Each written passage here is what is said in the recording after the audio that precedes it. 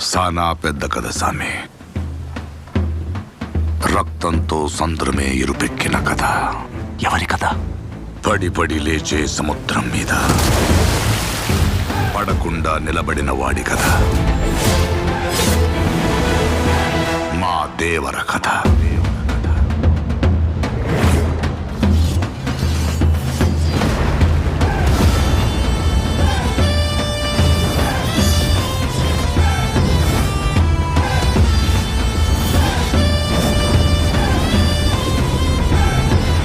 భయం పోవాలంటే దేవుడి కథైనాలా?